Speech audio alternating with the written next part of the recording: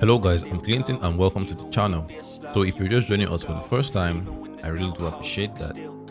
Okay, in this video, I'm just going to show you guys a short way on using your Capcut to add some keyframes, zoom in and zoom out in your video. So as you can see now, we are just in our Capcut. All you have to do is to come over here and then you can just choose the footage you like to use. So I'm just going to click on this and you can drag this all the way down here. Okay, so once we have dragged the footage down here, I'm just going to drop this down to let's say 12 seconds. Okay, here we got it at 12 seconds. All right, so you can also like put this on performance or priority or quality priority. It depends on how it's going to be lagging while you're editing. So that's a very good tip. So what you have to do is to click on the footage here, so you can be able to get these options. So all you have to do is to make sure this is at the beginning, and you have to go here and you have to add the keyframe. See, add keyframe, and then you add it.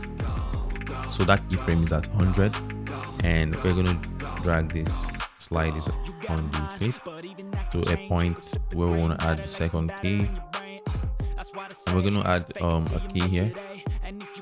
Add. So I'm going to increase this to let's say 40.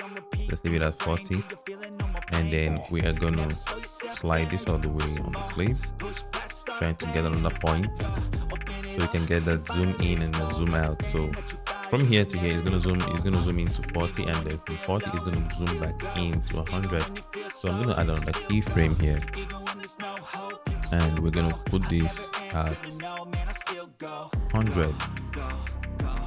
All right, so that's everything you need to know. All right, we're just going to go ahead and play this so you can see how it's going to look like.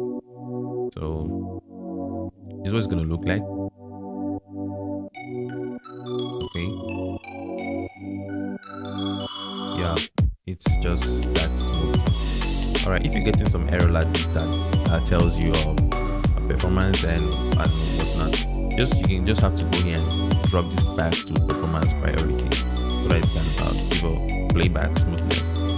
Okay, so guys, this is just everything you need to know using your Canva on your desktop to zoom in and zoom out using keyframes. So if you find this video helpful, you can just go ahead and give it a like, and you can also consider to subscribe to the channel.